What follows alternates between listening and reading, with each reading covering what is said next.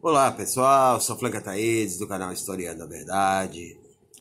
Antes de começar, deixe o like, porque o like é muito importante para a ascensão do conteúdo da plataforma do YouTube. Se você não gosta, dislike, dá um dislike, não tem problema. Não é? Eu percebo que muita gente às vezes visita meu canal, mas não aperta lá positivo, negativo, e isso não dá visibilidade ao conteúdo, não é? Se você não gosta, critica, né? Questiona. Se você concorda comigo, dá o like, tá? Eu vou chegar à questão da judaica de Karl Marx, tá? Eu vou falar primeiro 3 frasezinhas para construir a história. Tá? A Revolução Francesa, na verdade, é uma revolução burguesa, isso eu já falei em algumas vezes, mas de onde ela vem? Onde ela vem se preparando para me chegar à questão judaica depois, tá? A Revolução Francesa, ela cria em 1793 a primeira Constituição Francesa, e aí o primeiro artigo né? Todos os homens são iguais, não é? Iguais aonde, tá? Vamos lá. Artigo 6º, por exemplo. O artigo 6º da Constituição diz que liberdade é o direito de você fazer o que você bem entender, desde que você não prejudique ninguém. Beleza. Não é? E aí a gente já vai pegar isso aí. O artigo 17 da Constituição de 1793 diz que propriedade é o direito que você tem, né, de gozar dos seus benefícios produzidos pela sua propriedade, pelos seus bens, pelo seu trabalho, da sua indústria. Quer dizer, você trabalhou, você, dono da indústria, trabalhou e construiu riqueza. Aqueles que realmente produzem, o trabalhador, ele não produziu merda nenhuma, né? Então, eu posso desfrutar das minhas riquezas, mas você não. Ele trabalhou aonde? Ele trabalhou dormindo em casa, porque quem trabalhou foi o servo. Aliás, foi o proletário. O proletário, e eu... Tem livros... Espera, só um momento.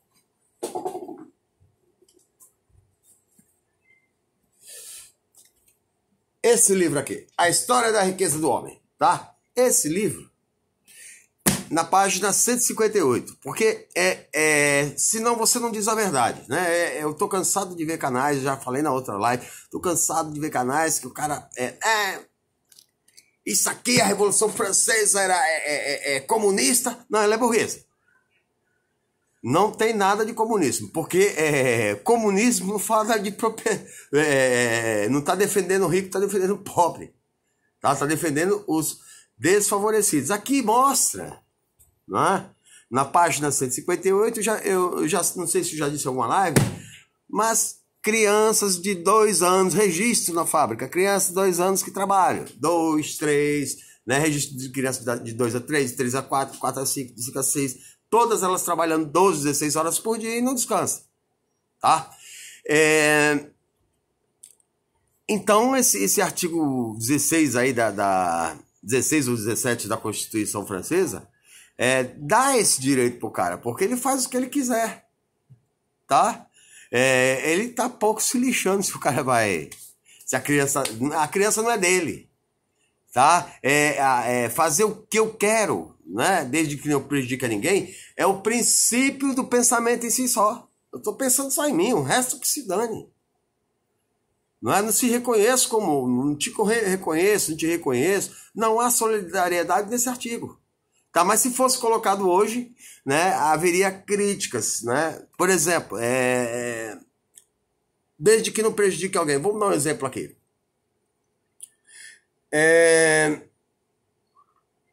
Você tem direito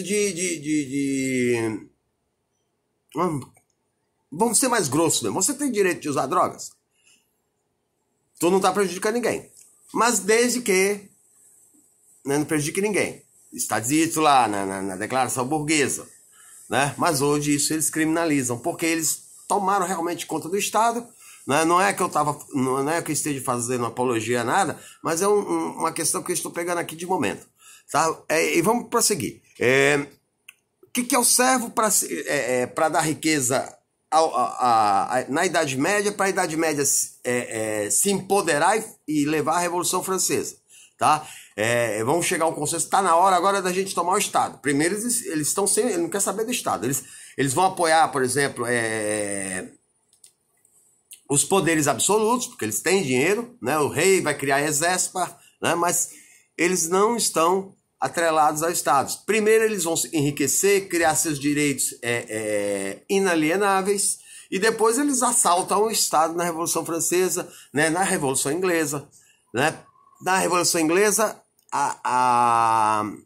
os puritanos vão estar dando apoio, né?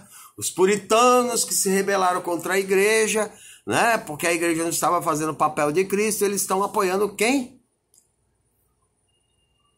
O burguês. Eles derrubam o Estado absolutista, vão criar a monarquia constitucionalista, né? E a igreja está do lado de quem? Do burguês, né? O pobre, tá? Então vamos lá, vamos pegar algumas obrigações do servo na Idade Média. Lembrando que servo, a palavra servo vem de serva, e serva em latim antigo, serva significa escravo.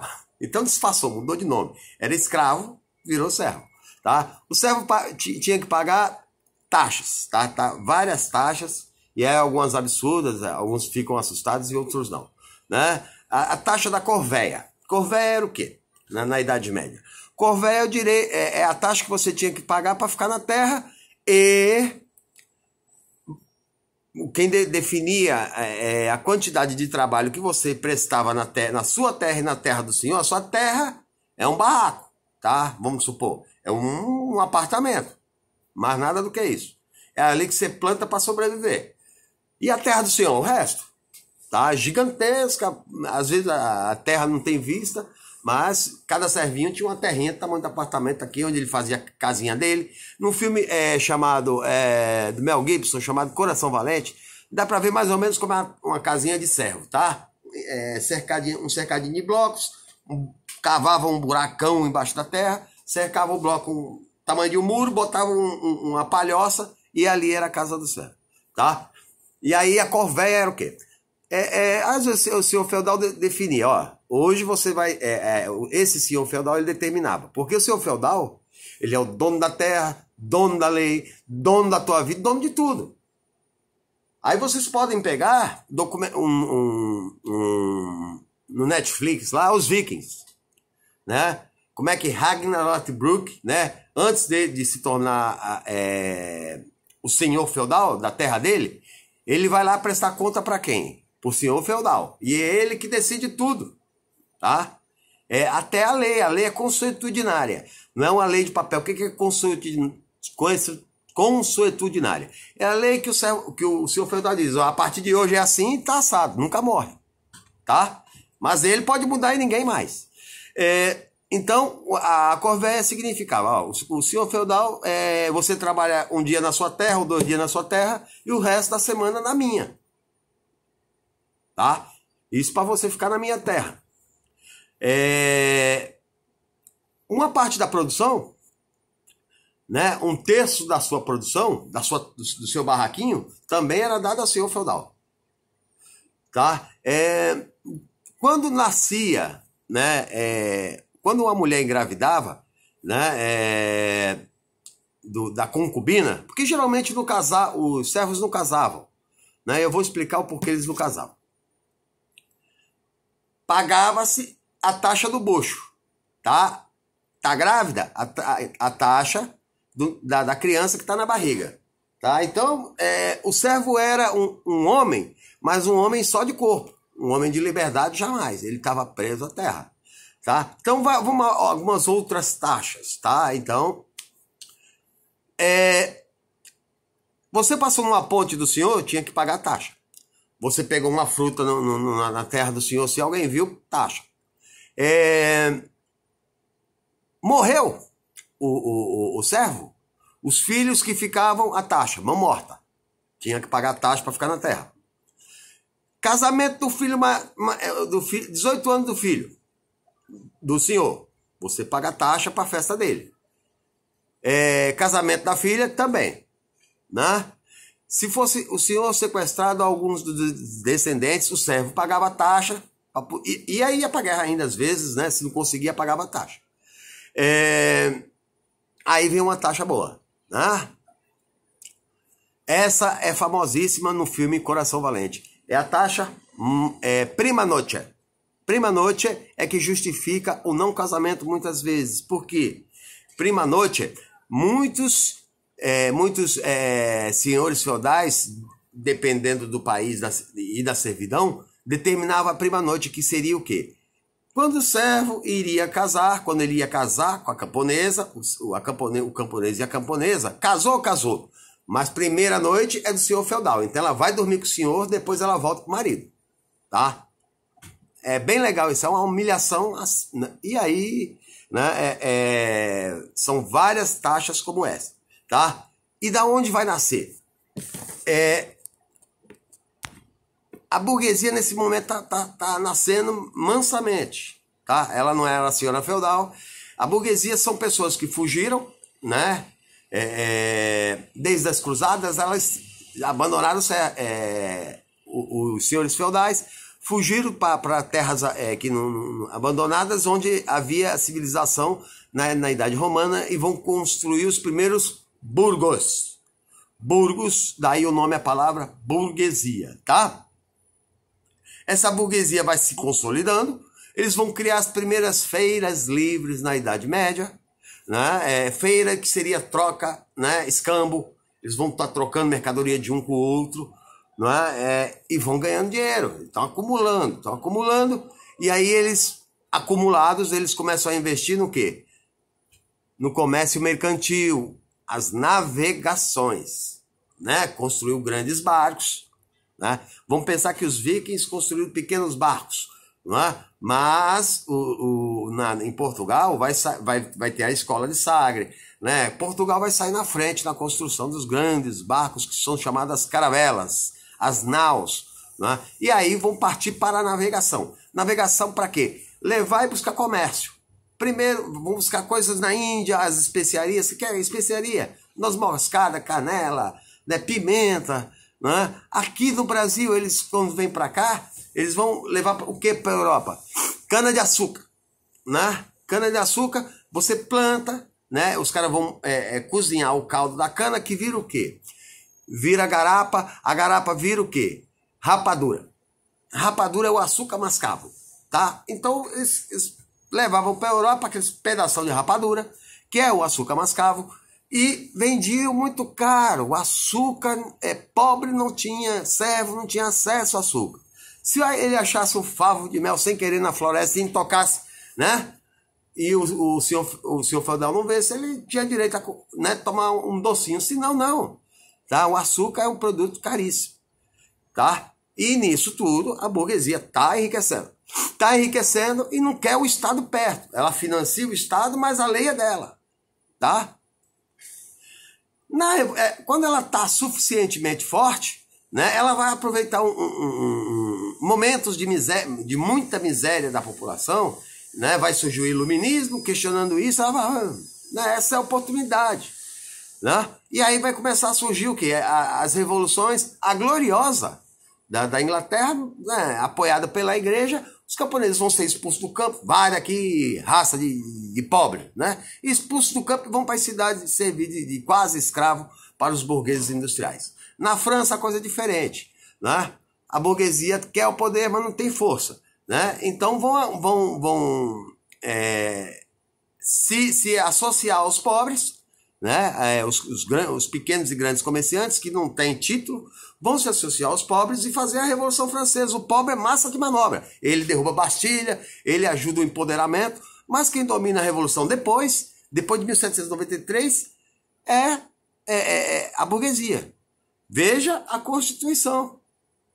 Né? Acabei de falar artigo 6º, o 16º, o 7º, né? Que o cara pode fazer dos seus bens, fruto do seu trabalho, da sua empresa, o que ele bem quiser. Né? Porque foi ele que trabalhou. A empresa dele, ele trabalhou sozinho, ele fez tudo.